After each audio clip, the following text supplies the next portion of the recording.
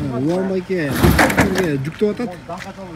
Улан байке, өзү канча гектар тигенди атасыз? 1 гектар. 1 гектар тигенди атасыз, э? 1 гектар калып. Бүт клёнкалары, шаймандары баары чыкты бул жерден? Баардыгы бар экен. Полный бар экен. Ушул жерден алып атабыз. Уарол Бишкектен алып келмексиз, э? Жол кирesi да кымбат болмок, аяктан бир азыраак да кымбат болмок. Бул жерде арзандатып болуп аткан үчүн акция жүрүп атабы? Акция жүрүп аткан экен, ошон үчүн алып атабыз азыр. Кайсы убакка чейин экен акция?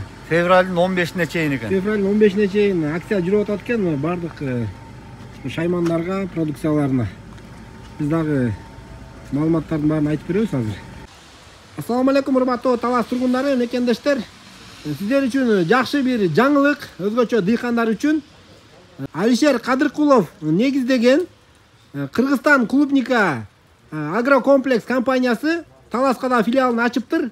Ошол клубникаларды кандай өстүрүү, жаңы ыкмада өстүрүү жана ошого керектүү бардык шаймандар, ошого керектүү бардык жер семирткичтер, кыскасы ушул жерге жакшы сиздер үчүн бир филиал ачылыптыр. Анда эмесе видеодон алыстабай туруңуздар.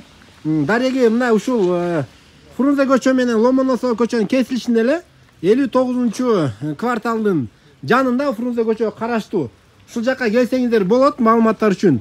Видеодон алыстабай туруңуздар. Ушу клубника тиксенби деп ойлонуп жүргөн дыйкандар үчүн Кудай буйрса бул чыгарылыш жакшы чыгарыш болот деген үмүттөмүн. Бисмиллахиррахманиррахим, кирип келдик. Ассаламу алейкум. Ассаламу алейкум, кемиңиздер? Бизди ушу сатуучу тосуп алды. Атыңыз? Атым Рустам болот. Рустам, э? Рустам болот. Ассаламу алейкум, кандайсыздар? Рустам мырза, ачылышыңыздар менен Кудай буйрса Талас үчүн дагы бир жакшы жаңылык болду. Мен сүйүнүп атам. Дыйкандар бүгүн фасолдон көптөлөп пайда таба албай калды да. Кандай кылсак, кандай иштетсек, клубникада, малинада кирешчилер көп экен деп баары эле изилденип турган кези. Анда эмесе биз суроо жоопту баштайын. Мен адамдар катары бир суроо берейин. Ошол суроолорго баарына так жооп берген аракетин кылыңыз. Аракет кылайын. Бул жерде азыр жер семирткичтер, минералдык азыктар, бунун баары азыр клубника үчүнөн эле же да башка өсүмдүктөргө да кетеби? Ассаламу алейкум, урматтуу клубника сүйүүчүлөр. Буюрса Талас областында клубника боюнча агрокомплекс ачылды.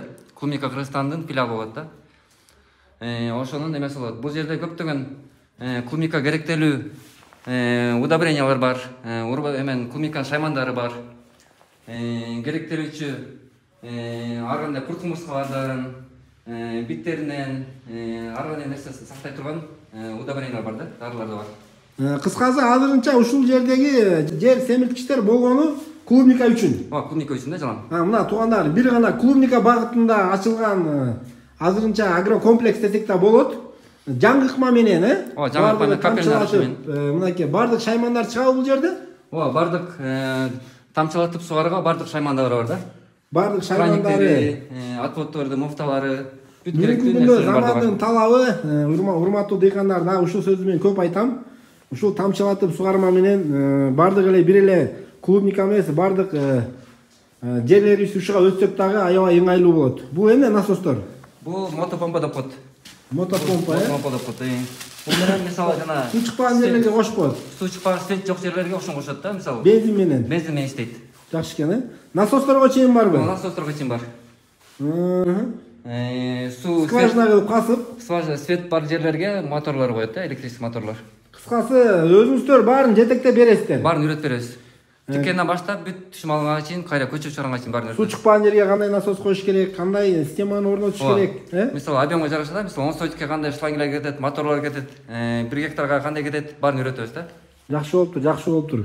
Дагы менде айта турган суроом, бул кирешеси фасолго караганда кандай?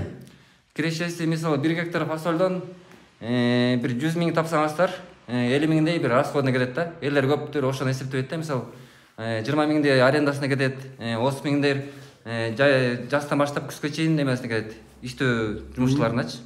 Ошондо 6 айдын ичинде бир 50 миң, 60 миң чөттү 1 гектарданчы.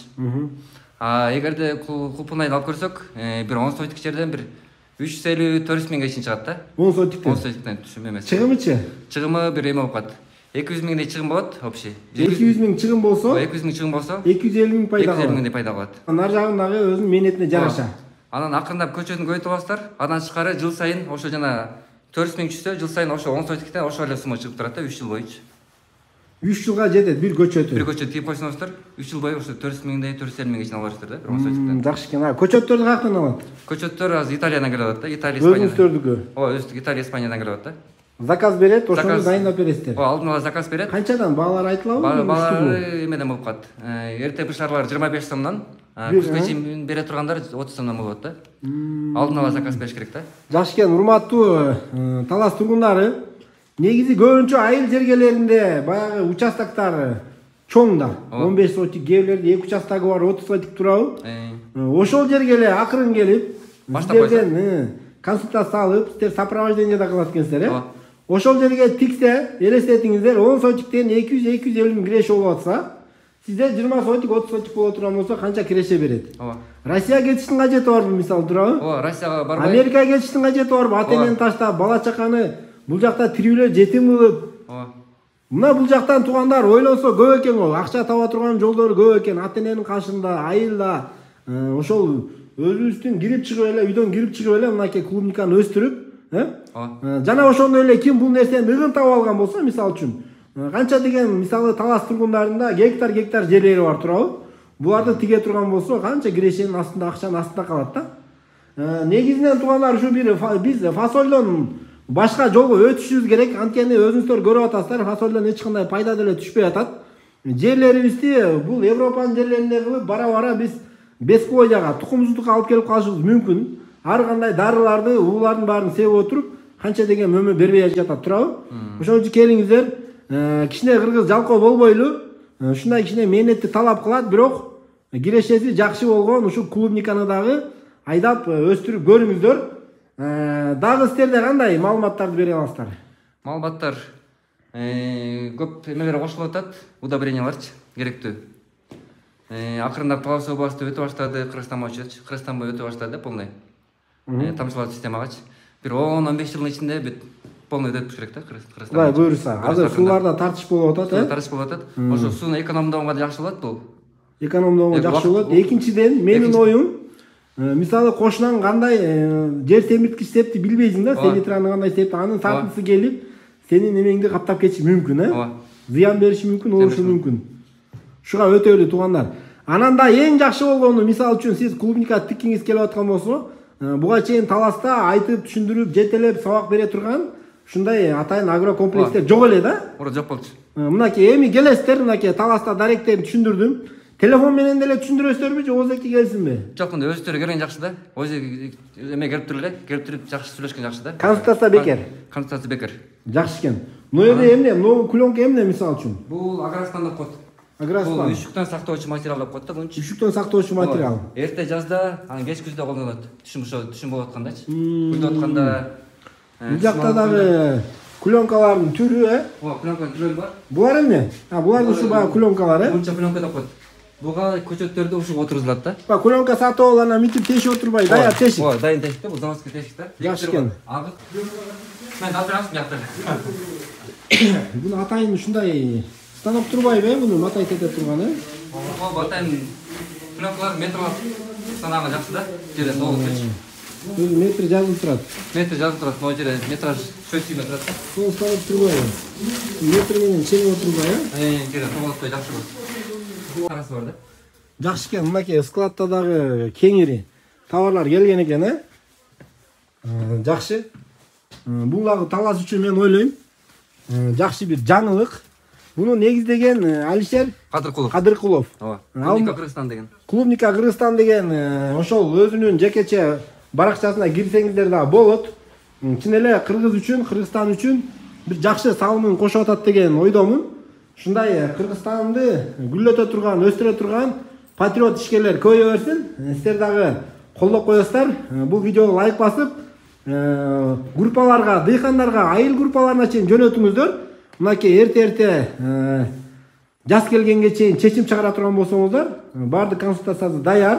Материалдар акция жүрүп атат деди. Ооба, бул 15 февралга чейин болот акция азыр. 15 февралга чейин акция жүрүп атат экен. Канча пайыз акция жүрүп атат? Азыр 10-дон 15%га чейин пайыз болот. 10-дон 15%га чейин ушу баардык дарылар болсун, ушул шаймандар болсун баардыгы. Дарыларга, удобренияларга. Удобренияларга. Анан мульча пленкага, аграспанга, анан капельный лента болот да ушунда. Жакшы экен. Ошолор 10 Могулар эмне болгон жер семирткичтер булар эмне? Калий. Кальций деп коет. Бул өсүмдүктү бекемдейт. Составында азот бар, нитрат кальций бар. Өсүшүнө жакшы жардам берет да. Туугандар, негизинен биз буга чейин клубника тийип келгендер болгон болушу мүмкүн. Деги эле баягы өз алдынча эле баягы тиккенде жыйынтык жакшы болбой турабы? Бардык нерсенин илими бар. Ансыгандай бул клубниканы дагы буга чейин иштетип көңүлүңүздөр калган болсо, эми кайра бир бел байлап, илимдин негизинде ушу сиздер атайын ушул жагынан бир адистер турабы? Бардык ошол өзүп атканда сиздерге кандай кеңеш бериш керек, кыскасы түшүм алганга чейин жетелеп түшүндүрүп үйрөтүп берет. Буну алгандан кайка сатат? Буну алганда көбүнчө эме кетет. Казакстанга, Россияга чоң объемдор чыгарып кетет да. Чоң объемдор болсо ошончо жакшы, Ооба, жакшы. Көп объем болсо жакшы да, сыртча чыгып кетет. Ооба, негизи жалпы өтө турган болсо баягы адамдар түшүнүп кетет да, көбөйүп кетти, кайка сатабыз эмес. Тескерисинче канча көп болсо ошончо збыт келет. Фасоль мисалы канча көбөйдү, канча компания кирип келди, баа өстү дегенде.